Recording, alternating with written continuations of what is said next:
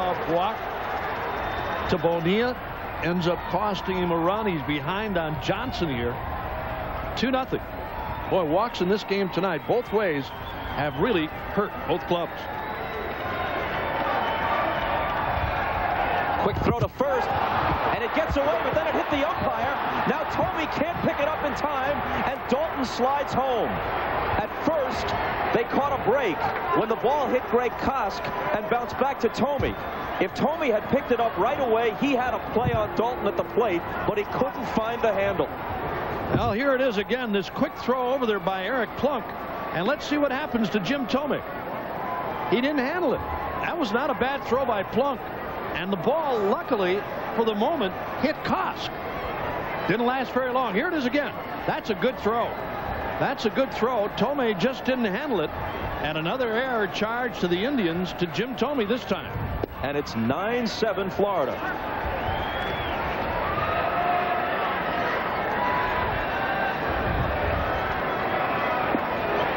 There's the Marlins bench as they see Dalton come home, but then they were surprised because when the ball hit the umpire, they thought he was going to be out.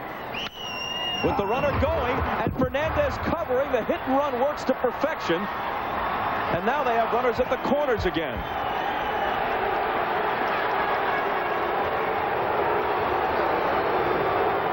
Well, Eric Plunk with a tough night again. It's happened to him a number of times. Bob, you talked earlier about his problems this year. Here it is again, the pitch by Plunk, and with Fernandez covering. Watch this. That ball is hit like a bullet past Plunk and to the left of Fernandez. And again, this upstart Florida Marlins club having a run here. They're up by a pair, and a pitching change again for the Indians.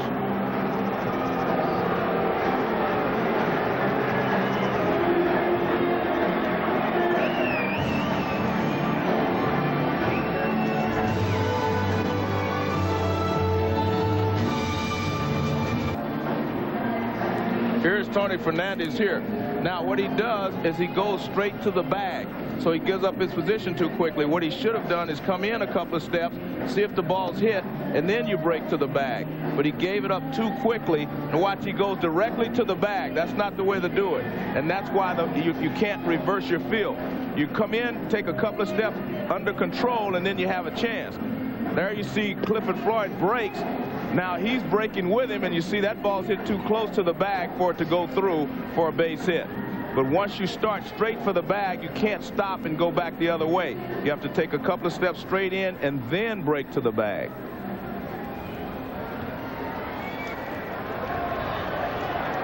It's become a habit this year for the Marlins.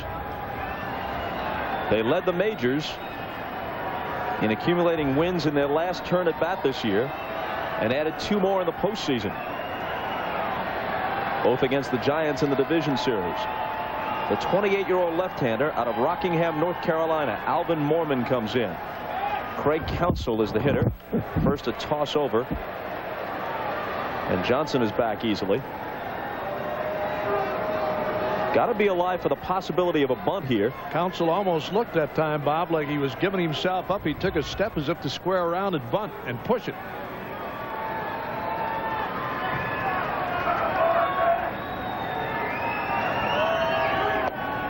No sign of the bunt that time, and he takes a strike from the former Astro Moorman. Well, there's Jim Leland giving signs to Rich Donnelly over at third.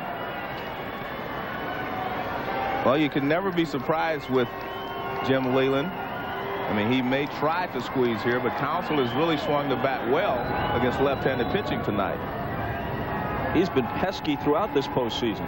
360 in the playoffs and World Series after hitting 299 for the year. 0-2. And a couple of tough breaking balls from Alvin Moorman right on the outside corner. Counsell, in the times that he's hit the ball hard tonight, they've been breaking balls around the inside, and he's hit them foul but hard to right. He's picked up a couple of base hits, though. Scored a run. Moorman trying to keep it just a 2-run game to give his team a shot in the bottom of the ninth. Counsell tips it back, and Alomar unable to hold it.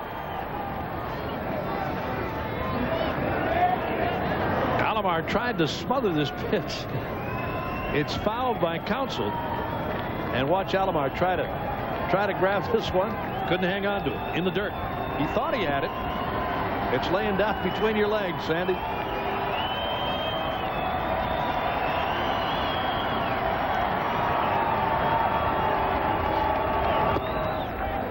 A ball and 2 strikes.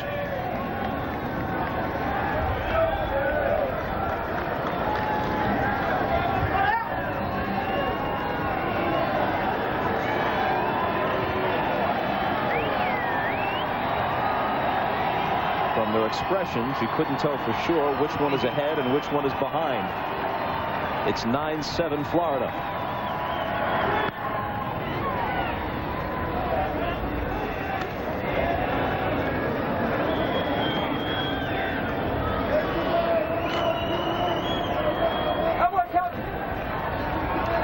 Leland flashed the signs to Donnelly, his third base coach.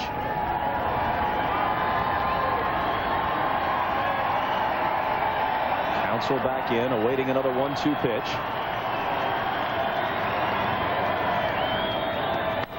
Hitting it hard. Fernandez has it bounce away. It's all unraveling for the Indians here in the 9th. Make it 10-7. A nightmare inning for Cleveland. Well, again, Craig Counsell, Bob, you said he's been pesky all night. Here's another one hit at Fernandez to his left. Another tough hop for him. In between hop. Fernandez can't make the play. A run scores. Here it is again. That's a tough in between hop for Tony Fernandez. And the Marlins score again, 10-7. And Mike Hargrove. Yep. Finally showing some emotion that time. Now Devon White. That's the 3rd error of the inning.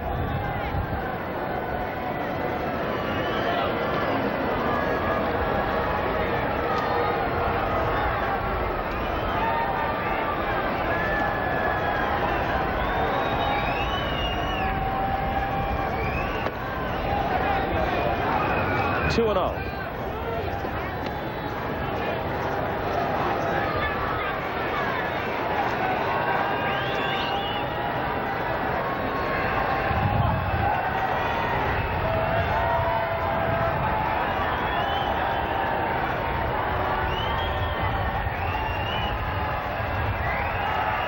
White's 1 for 4 with a walk tonight.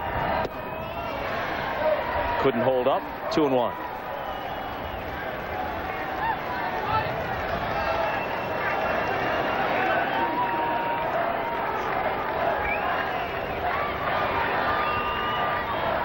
You know, for two teams that play good defense, there have been 6 errors and could have been a couple more. You have to attribute a lot of this to the weather. A very sloppy game by any postseason standard. And as you say, both these clubs have played good defense, especially down the stretch and in the postseason. 6 combined errors. And although the defense contributed here, or the poor defense, the Indians' bullpen, for the first time in recent memory, has let them down tonight.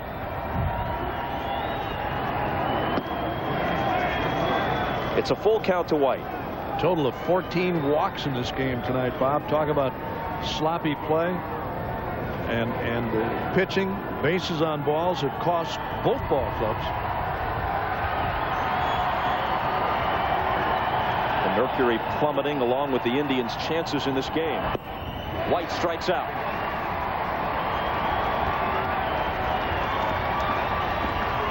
Shortstop number 16, Edgar Renteria. Alvin Mormon here. This looks like a change of pace on White. Down low and outside, he chases. He's gone. Here it is one more time. Change of pace from Mormon. And in a horrendous 9th inning, there are finally 2 men out.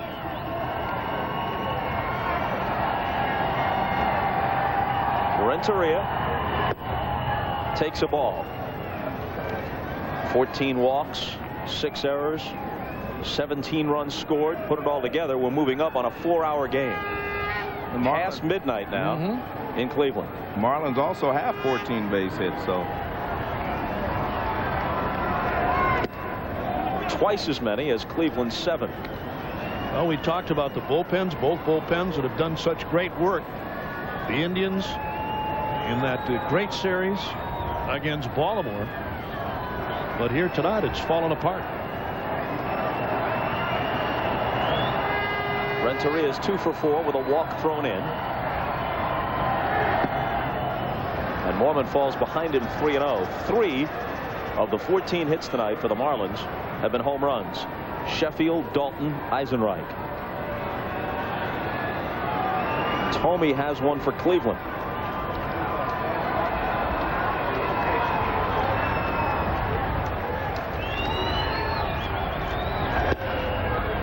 Strike one on the outside corner. You look back to the 5th inning, Bob, when the Indians had the 4-run cushion at 7-3, and they were really cruising. The fans were really into this game. Not so anymore.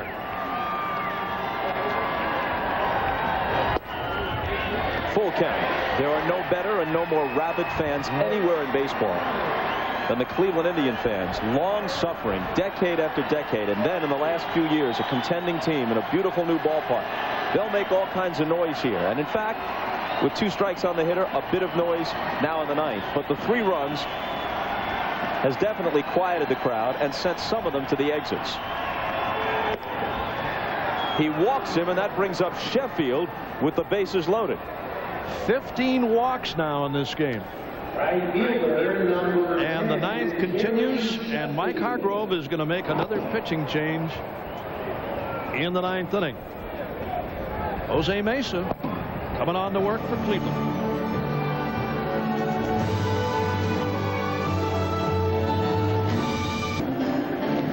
Earlier tonight, we showed you how the Indians and Bobby Bonilla were heating their bats.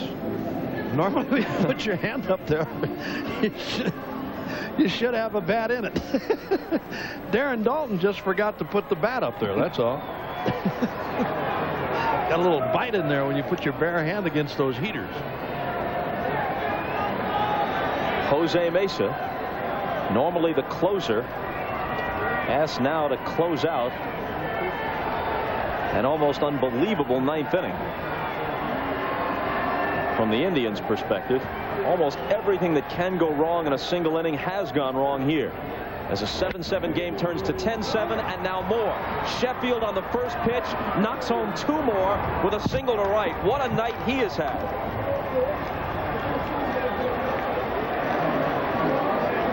He has 5 RBIs on a single, a double, a solo homer, and even when they walked him, it was with the bases loaded, and he picked up an RBI there. Well, Mesa gets this ball out over the plate. This is where Sheffield has been anticipating pitches to be, and he shoots at the right field for a base hit. Plunk came in and fired 3 on the inside part of the plate and got him out. 12-7. They batted around. Bonilla, who led the inning off, stands in and takes a strike.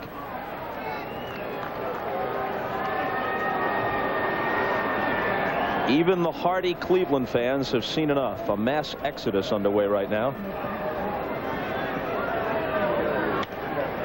In the air to left, along the line, foul territory. It falls untouched.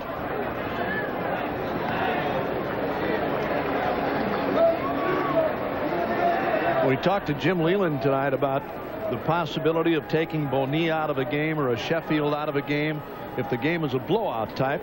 They're up by 5 here in the 9th.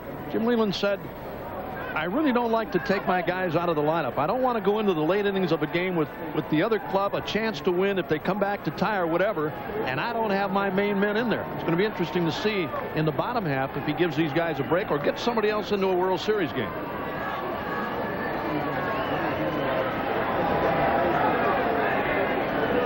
The 0-2 pitch. A ball and 2 strikes. This half inning is almost a half hour old.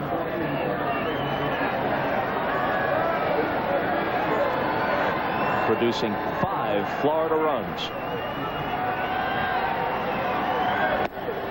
Since trailing 7-3, they've scored 9 unanswered runs to lead 12-7. The Marlin fans see more reason to stay than do the Indian fans. Cold? What cold? Fish. It gets away from Alomar before he can find it. The runners move up to second and third. Boy, this is a nightmare inning for the Indians. Even for Sandy Alomar, who's getting a little upset. This looks like a splitter that he tries to get Bonilla to chase. And it's in the dirt. Sandy tried to block it, but he could not keep it in front of him. And the runners move up. Well, it's one of those nights, one of those innings. It happens to everybody in every club. Indians still with another at-bat in the bottom half. This ball is ripped but foul. Well, I mean, they're having some cuts now. Bobby Bonilla got out in front of this Jose Mesa fastball. I mean, really turned on it. Hit it hard, but hit it foul. Down low and inside, and he hit it foul. Actually hesitates a little more on that back foot a little bit there. He gave it a little extra. Hit to the hole, base hit. It's going to sound like a football score. It's 14-7. Well, I'll tell you one thing, Jim Leland's probably saying, and that's enough, guys. Save some of these for tomorrow. First baseman, number 20, 2 RBIs on the base knock from Bonilla. A 7-run inning.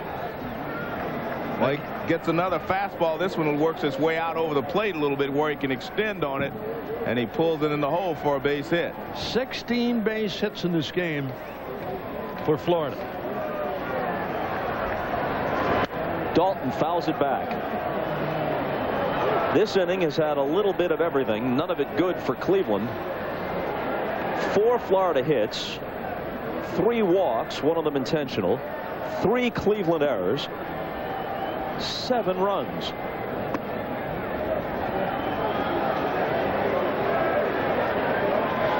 This would be an ugly inning on a Tuesday night in June. In the World Series, it's grotesque.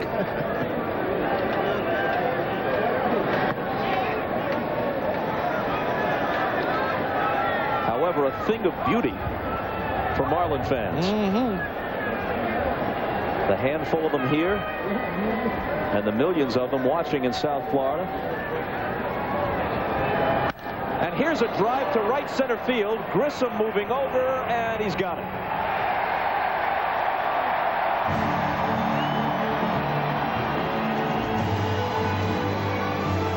The bottom of the 9th coming up.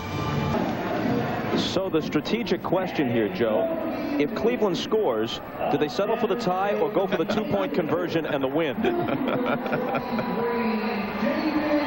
Veronica Leland still here, still awake, and very happy that things have taken a definite turn for the better for son Jimmy. Once trailing 7-3, now leading 14-7 as the Indians come up in the bottom of the 9th. This is not a save situation, technically, but it is Rob Nett on the mound, and it's Jeff Conine at first base in place of Darren Dalton. By the time this game gets over, the temperature is going to start rising again. We're tomorrow morning. I was going to say tomorrow night's starters are a pair of rookies, Tony Saunders and Jarrett Wright, but technically that's later today.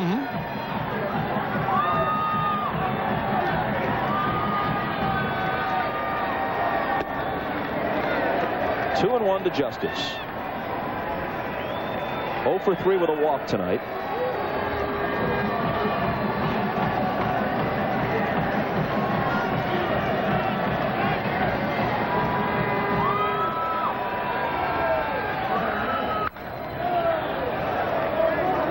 Two and 2. Had a kick out of Rob Nett the other day, Bob, when he was clocked at 101 and then topping out at 102 miles per hour. He said he saved that story and saved the picture and saved everything to go along with it. Never done it before.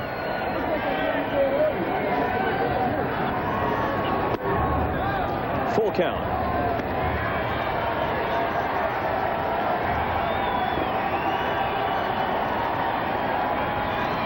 Matt Williams will be next.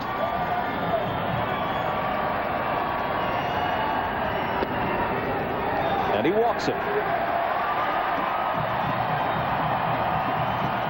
Little doubt about the player of the game. Joe Morgan said before the ball game started, Gary Sheffield is just itching to get some pitches to hit. The first one came in the first. Despite the wind, he sends it out of here. Then he makes a great catch, robbing Jim Thome of an extra base hit. He has 3 hits in 5 at-bats, 5 RBIs, also walked once with the bases loaded. He would be the Chevrolet player of the game. Matt Williams. An RBI single back in the first, which is a long way back. 1 for 4 overall.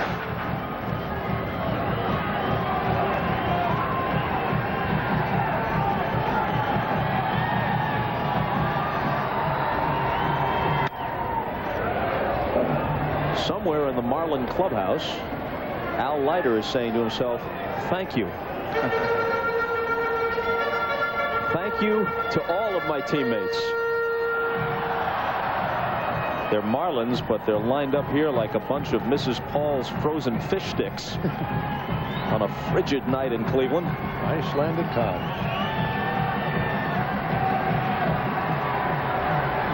Leiter was sent packing after giving up 7 runs, but he doesn't take the loss.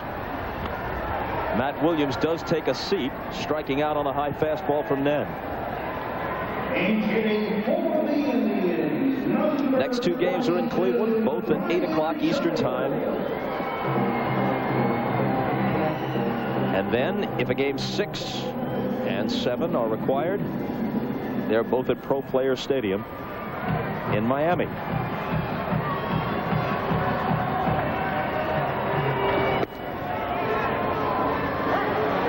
I guess Pro Player Stadium is about equidistant between Fort Lauderdale and Miami, which are technically not the twin cities of Florida. These would be your Game 4 starters. Brian Giles pinch hitting now for Sandy Alomar.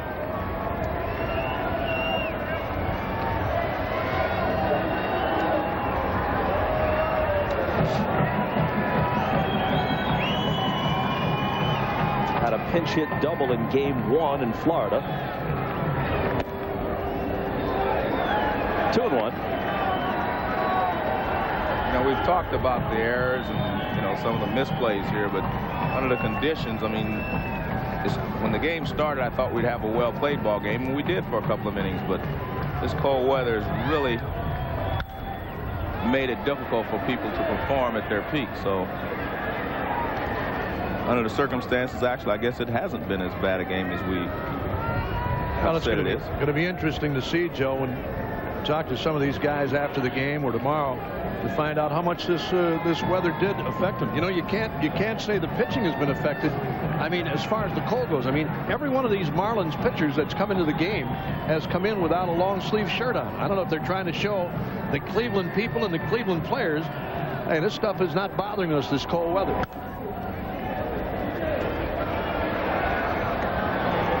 If anything, it should be colder tomorrow and the next night. At least that's what the forecast says. Yeah, today's supposed to be the best day. Tonight, today, got in just a little slalom stuff today. Well, for the players' sake, let's hope the weatherman is wrong again. The 2-2 pitch. Giles fouls it back again. If you've ever played ball at any level, it doesn't have to be at the major league level, high school, in the sandlot, little league, when it's cold and when a pitch gets in on your hands, man, it stings. I think the one thing these guys have that they didn't use years ago, of course, is gloves. I mean, they have these batting gloves now which help a little bit. Even catchers wear a catching glove inside the regular mitt. That takes some sting away. Full count to Brian Giles, pinch hitting here in the ninth. You're right, Bob. I mean, there are times, no matter. Sometimes you hit a ball right on the screws, right in the meat part of the bat, and it stings. It's got a little jar to it. And he walks him. Nen, apparently in no particular hurry to get back to the hotel, decides to prolong the ninth.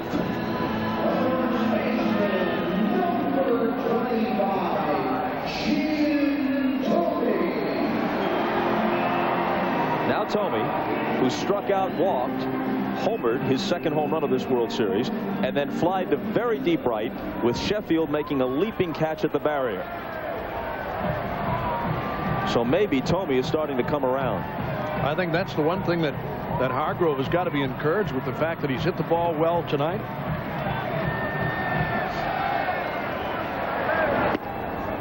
Ball one. It was against Thome that Nen first hit 101 and then 102, at least as it was clocked in Florida. We have now reached officially 4 hours in this game. Well, what else are you going to do? Not a bad place to be. 38 degrees. The 1-0 pitch is in there. I laid out for about an hour today. Got some nice asphalt on my back. Copping some rays in the parking lot, huh, Uke? Next time, just don't do it in my spot. That's reserved, pal. In game one, Nen just said to Thome, who was the tying run at the plate in the 9th inning, "Here it comes, big boy. Hit it. Straight heat. 102 right down the chute." And Thome couldn't catch up with it. Well, maybe can't get loose tonight. You know, in Florida he was loose. Can't quite get loose. He's only hitting 97 to 98 miles an hour tonight.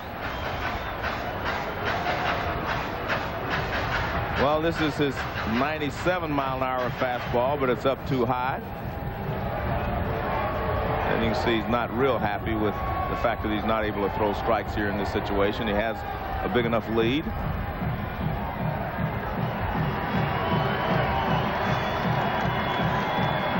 Two on, 1 out, and his 2-1 pitch to Thome. Count evens at 2-2.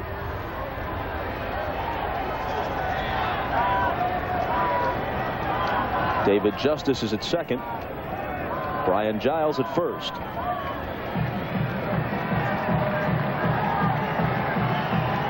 Many of their mates must join them before this gets interesting. Full count. Well, again, this Indians club, we've seen them many, many times this year come from behind. Not to say they're going to come from 7 down tonight. They lost the opener, came back to take game 2, are down here in game 3 with 4 tomorrow. I mean, who knows? Right field, Sheffield coming on, can't get there. The bases will be loaded.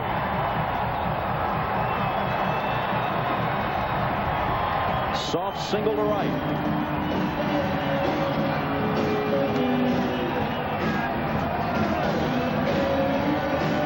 Well, it's another high fastball. Thome has been handling the high fastball. He doesn't hit this one that well, but he gets enough of it to get it over the infield and in front of Gary Sheffield and right. And now the bases are loaded with 1 down. Bringing Larry Rothschild, the pitching coach, to the mound, making the following point: I'm not sure they have 24-hour room service, so throw strikes and get me out of here. It'll be nice to get back for room service when it opens at 6 a.m. tomorrow.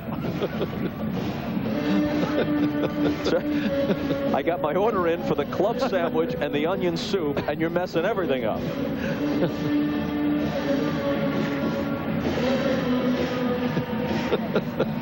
The longest 9-inning game in World Series history. We're not trying to save meal money. Let's get this over with. It was game 4 of the 1993 series. That wild one in Philadelphia where the Phillies lost a big lead and Toronto came back and beat them 15-14. That lasted 4 hours and 14 minutes. We're not far off that right now. Well, if we're here, why not tie it up? We're here. Let's do it.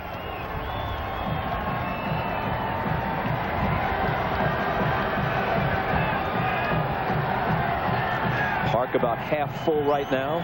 The Loyalists remaining. 2-0. 2 grand slammers. You're right back in here, baby. If my math is correct, 2 grand slammers wins it. No, we're back in here. He's always showing off. Here's the 2-0 pitch. And a strike.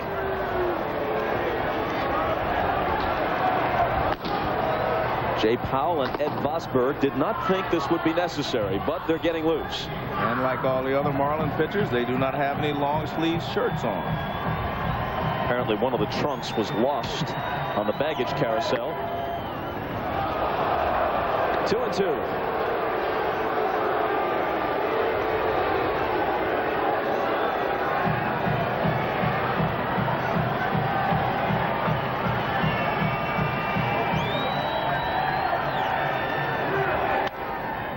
Foul to the seats.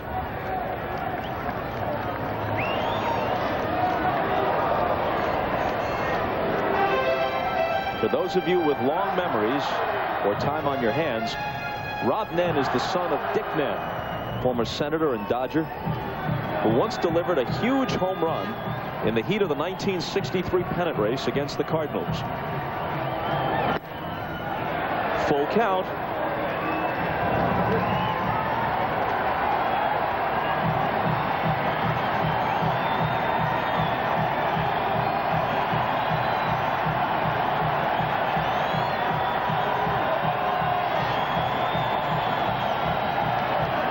And the 3-2 pitch. Hit in the air to left. Alou started in. Now he goes back and makes the catch on the track. Justice tags and scores. It's 14-8. Well, Tony Fernandez hit that ball pretty well. Alou was playing shallow and left, and then he got back in time to make the catch. Well, he throws a strike on a 3-2 pitch, and Fernandez hits it well to left field. You see Alou starting back now, tries to find the wall. Now he coasts back and makes the catch, and they do get a run out of it, leaving them 6 behind with 1 out remaining. Marquise Grissom takes a ball high. He extended his World Series hitting streak to 15 with an infield single his last time up. Officially 1 for 2 as he's walked twice.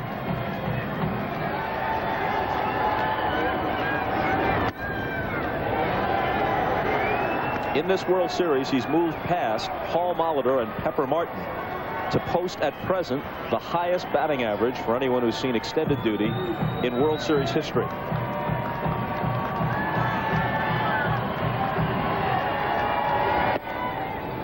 Two and 1. Remember Pepper Martin's? There's the hitting streak. He's now in between Clemente and Bauer. What was Pepper Martin's nickname, Uke? Well, Pepper, I guess. I'm guessing Pepper wasn't his given name, but that was his given name, by the way. Is that true? Absolutely. Brother named Salt. There you have it. Sister named Oregano. They were a spicy crowd.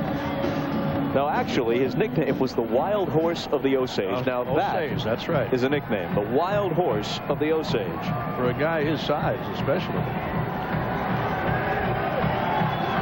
I didn't know him personally, Uke. Here's the 2-2. Surprising. A bouncing ball to the hole, which Renteria can't handle. It's going to be 14-9. And another hit for Grissom.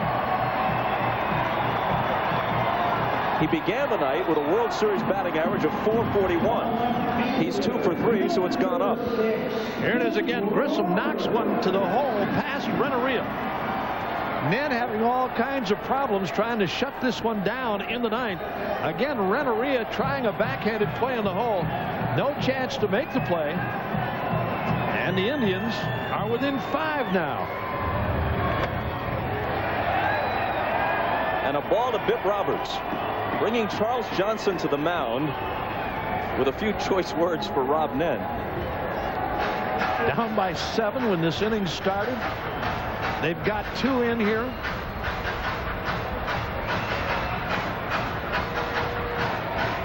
Well, here we are tied for second now. All-time frigid fall classics. Yankees at Cincinnati. Joe, you're still leading. To be honest with you, I think it's colder tonight. It's not as cold when you're playing.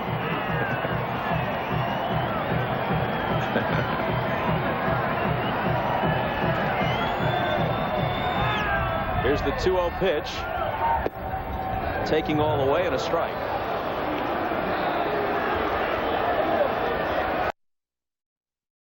told him then, it doesn't, can't get a save.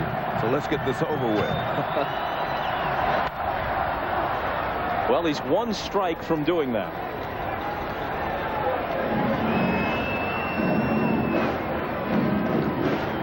Just for the record, why don't you say it, Uke? Pepper Martin's given name, John Leonard Roosevelt Martin. Or if you prefer the correct pronunciation, Roosevelt.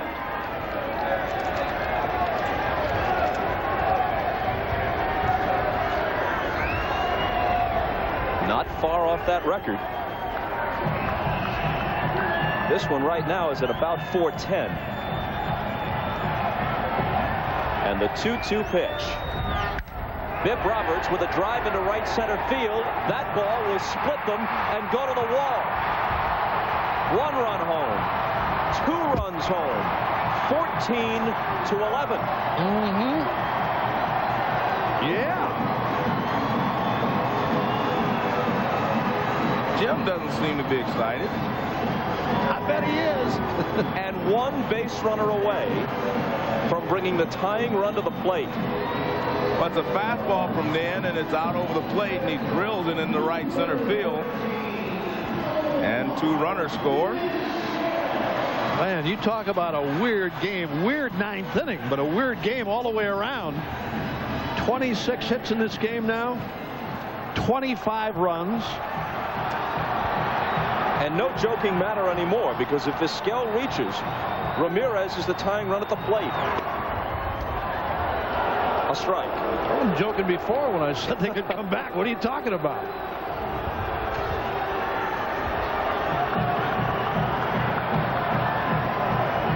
It was a 7-7 game entering the 9th about a week and a half ago. The Marlins got 7 in the top half. Cleveland with 4 in the bottom half. So far, slow roller, Counsell charging, throwing. It's over.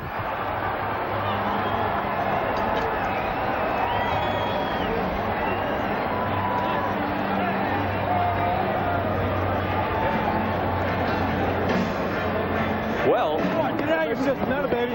Rob Nen didn't quite know what to say when it was over with. On the one hand, he's got to be happy. His team is up 2-1 in the World Series. On the other hand, none too pleased with his own effort here. Yeah, well, one of those days and one of those nights. Well, the cold weather didn't seem to bother the hitters. They seem to perform you're right, pretty well. Lots of base hits. 16 by the Marlins and 10 by the Cleveland Indians. Jim Gray is with Bobby Bonilla. Take it, Jim. All right, thank you very much, Bob. Well, Bobby, it's a very strange game, this baseball. In the 4th inning, when you threw the ball away and you cost your team a couple runs, did you think, hey, maybe I cost my team the game? No, I wasn't really thinking that. And I said, you know, actually what I was saying to myself is that, wow, I've made a couple errors and everyone's watching. And, you know, it's just a game of baseball. It's going to happen like that. And, you know, I didn't feel bad or anything. I did the very best I could to get to the ball and try to make the play. But you know what? I honestly don't know what I was thinking. You know, because I'm at a loss for words. Then what are you thinking when at the time it looked like the game-winning run? You put your team ahead 8-7, very aggressive on the base path in the 9th inning, and a couple of RBIs in that inning as well. Well, I felt that just staying at second, I really couldn't score on a single. I probably was station to station, so I said, here's a try. Just try it. Go ahead and try it. As you can see, I'm at a loss for words. I'm on national TV at a loss for words. Duh. A first. Yeah, really. All right, we won't let you struggle anymore. Let's send it back upstairs to Bob Costas. He's never at a loss. Yeah, really. But pretty close. For the record, the 11 combined runs in the 9th inning ties a World Series record for most runs by both teams in a single inning. It took 4 hours and 12 minutes to play it. That's 2 minutes shy of the longest 9-inning game in World Series history. 14-11 the final tomorrow on NBC. Game 4 at 8 o'clock Eastern, 5 o'clock Pacific from Jacobs Field. Tonight, after your late local news, The Tonight Show with Jay Leno. Tonight, Jay welcomes Rod Stewart and Pierce Brosnan, assuming they stayed around. For those of you who want to continue with post-game activities, if you just can't get enough, Keith and Hannah on CNBC right after we leave the air, which is right now. For Joe Morgan, Bob Uecker, Jim Gray, Hannah Storm, Keith Olbermann, Elliot Kalb, and Jeff Sleet in the booth. I'm Bob Costas. So long.